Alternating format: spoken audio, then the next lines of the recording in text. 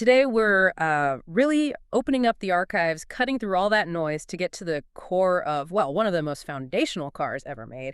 And hey, if you're watching this on the fantastic Vintage Noise YouTube channel, you already know we love getting into the weeds. And this is pretty much ground zero. It really is. We're talking about the absolute foundation stone for a brand everyone knows. The Porsche 356 SL Gmünd Coupe. Specifically, that 1951 factory race version. Yeah, this isn't just some old classic. It's basically the origin story, the blueprint, isn't it? It kind of locked in the Porsche DNA that we still see today, even in modern 911. Exactly. And to really get the 356, you have to picture the scene. Post-war Europe. Porsche, after designing icons like the Mercedes SSP before the war, they had to move south, out of Germany to Gmünd in Austria. Right. I mean, and that move wasn't just geographic. It was, well, it shaped everything. Absolutely. It defined that early period. Yeah. Think about it. Limited resources, no big factory tooling. They were essentially starting over from scratch. So our mission today, really, is to unpack how being stuck in that small Austrian town with all those constraints wasn't actually a setback. Maybe it was the secret sauce, the thing that forced the innovation that created the Porsche we know. I think that's a perfect way to put it. Constraint drove innovation. Okay, so let's dig in right there. The constraints. You're saying limited resources were actually an advantage. It forced them to be lean, efficient. Without a doubt. I mean, necessity really is the mother of invention, right? Their very first car post-war was a little Roadster using, readily available VW parts. Okay. But almost immediately, Ferry Porsche and Erwin Kommenda, the key designers, they made this crucial decision. They pivoted. To the coupe. To the closed coupe, yeah. Yeah.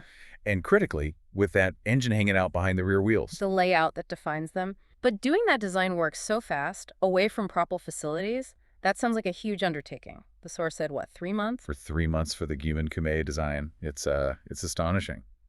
But it tells you how clear their vision was. What was the vision then? Not a big bruiser. No, not at all. They needed light, slippery through the air, and, crucially, simple enough to build with what they had, which wasn't much. And they managed it. First one done by June 48. That's right.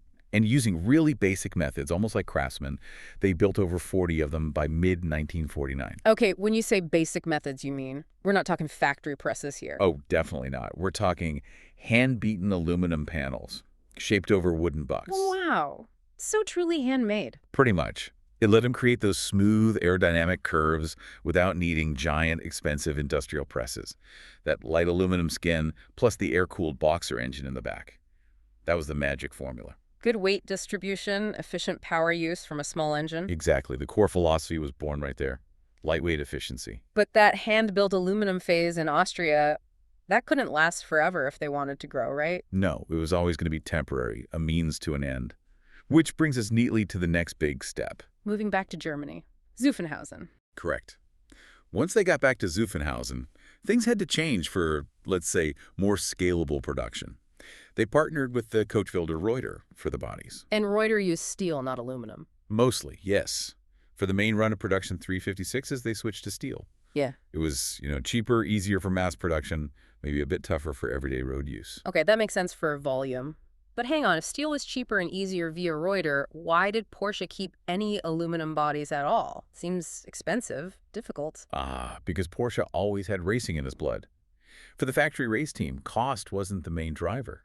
Performance was. So they kept some back. They were smart. They held on to a stash of those original Gmünd aluminum shells purely for building their own competition cars. These became something special. The SL cars. Exactly, the SL. Super light or, sport flight. Super light. Okay, how much lighter are we talking? Compared to a regular steel 356, was it like a dramatic difference? Oh, it was huge. Absolutely staggering, and really the key to their early racing success. The curb weight for an SL was just 640 kilos. 640 kilos? What's that in pounds? That's only about 1,111 pounds. Wow, 1,400 pounds. That's incredibly light, especially for the era. It is. Think about it. For the vintage noise audience listening, many sports cars then, especially American ones, were well over 2,500 pounds, sometimes much more. This featherweight approach gave the 356 SL a massive edge. Handling, acceleration, braking, fuel efficiency for endurance. Right, that power-to-weight ratio, or rather lack of weight ratio, that must have given them confidence for competition straight away. Huge confidence. They didn't just dip their toes in.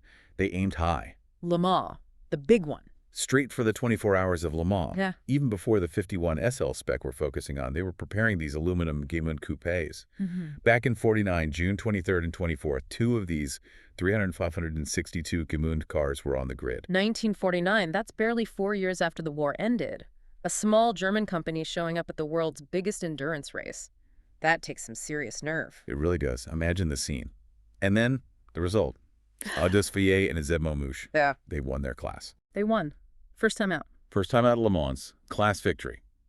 Up to 1100 cc. What was the reaction? Must have stunned people. Oh, absolutely. Shock, I think, and then immediate respect. This wasn't just a class win. Think bigger picture. This was the first international racing victory for any German sports car after the war. Okay, that's huge. Historically significant. Immensely. It basically announced to the world, we're back, but we're doing it differently. Focused on clever engineering, lightweight, efficiency, not just pre-war brute force. It proved the whole 356 concept worked. And that win must have spurred them on to refine it even further, right? Which leads us to the 1951 cars, the actual SL conversions. Exactly. The concept was proven. Now it was time to optimize it purely for racing. So back in Zuffenhausen around 1950, they took 11 of those remaining Austrian-built Gmünd chassis. The aluminum ones they'd kept? The very ones. And they converted them specifically to this ultimate sport-like racing spec. Internally, they got renumbered too, as the 3562 3000 series. The 3562 just means it was the second main version of the 356 shape, after the original 3561 Roadster. Got it. So if the aluminum body already made them super light, what else did they do for the 51 SL conversion? What were the specific racing mods? This is the kind of detail our listeners love. Right. It was all about shaving off seconds through endurance and aerodynamics. Engine-wise, it was still the little 1086cc air-cooled flat four, making about 46 horsepower at 4,000 RPM.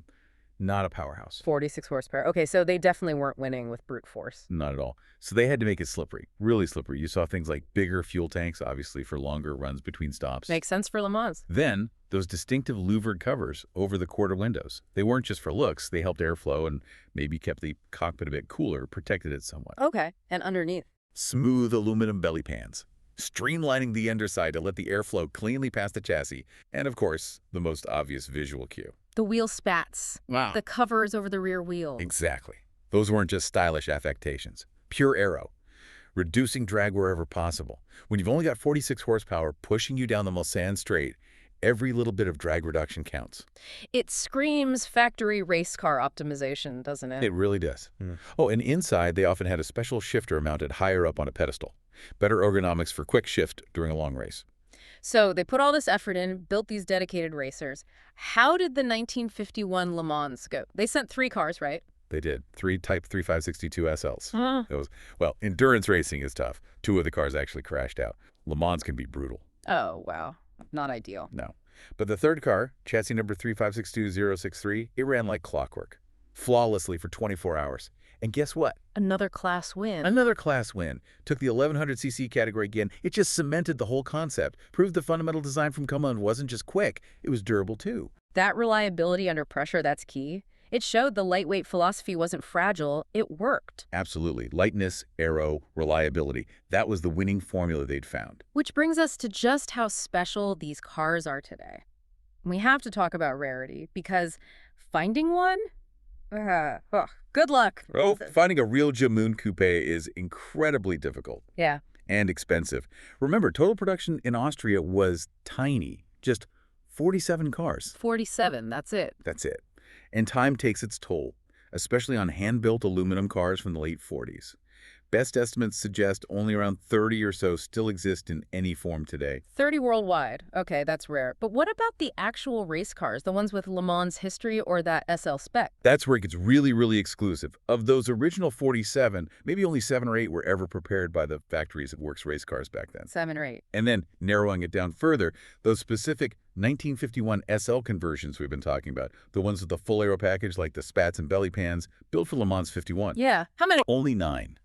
9 examples ever built to that ultimate SL spec. 9 cars total. Wow. That's not just a car. It's like a piece of automotive history you can touch, a direct link back to the very beginning. It absolutely is. A documented piece of post-war industrial recovery and racing ingenuity.